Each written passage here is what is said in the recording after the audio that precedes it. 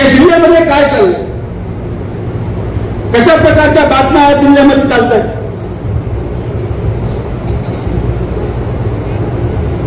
हजार कोटी रुपयाचा भ्रष्टाचार सिस्पेच्या माध्यमातून सर्वसामान्य माणसांचे पैसे लुबाडण्याचा झाला. श्रीगोंदा तालुका असेल, पारनेर तालुका असेल, नगर शहर असेल, हजार कोटी रुपये गोरगरिबांचे आयुष्यातले कमवलेले त्या सिस्पे कंपनीमध्ये बुडून गेले. कुणी बोलायला तयार आहे का? माझी पत्रकार माध्यमांना प्रश्न आहे, कोण होतं त्या सिस्पेच्या उद्घाटनाला उपलब्ध? कोणी त्या सिस्पेच्या संचालकांची तारीफ केली? कोण व्यक्ती होता जो म्हटला हे सिस्पेचे लोक सगळे माझे नातेवाईक आहेत? कोण होतं तो त्या सिस्पेच्या पैशाच्या माध्यमातून घेतलेल्या मोटरसायकलीच्या वाटपाच्या कार्यक्रमाला उपस्थित होता? कोण होतं जे कोणाचे कार्यकर्ते होते, जे एजंट म्हणून सिस्पेच्या लोकांचे पैसे जिल्ह्यामध्ये गोळा करत होते? कुणीच बोलायला तयार नाही. हजार कोटी रुपये गायब होऊन जातात. लोकांचे प्रपंच देश घडल्या लागले, पण या सगळ्यांचा मागचा सूत्रधार कोण हे अजूनही जिल्ह्याला कळालेलं नाही. आणि का कोण दाखवणार?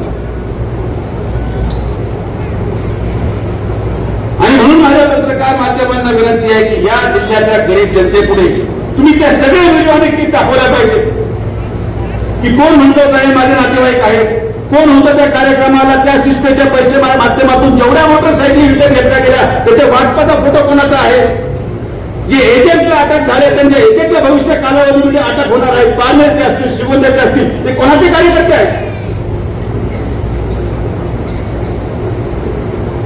सिस्पेचा घोटाळा हा या जिल्ह्यामधला दिवसा टाकलेला दरोडा आहे.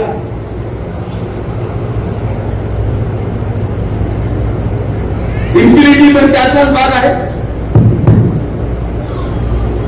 आणि म्हणून याचा विचार या अहिल्यानगर जिल्ह्याच्या जनतेने केला पाहिजे.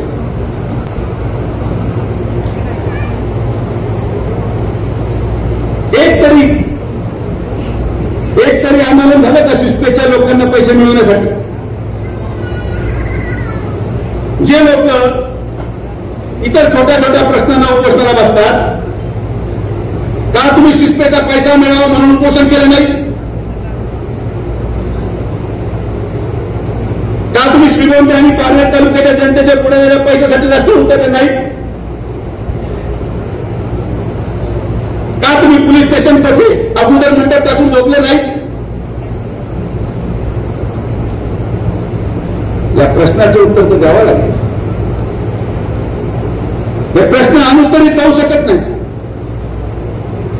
कोणाला तरी या प्रश्नाचे उत्तर द्यावं लागेल.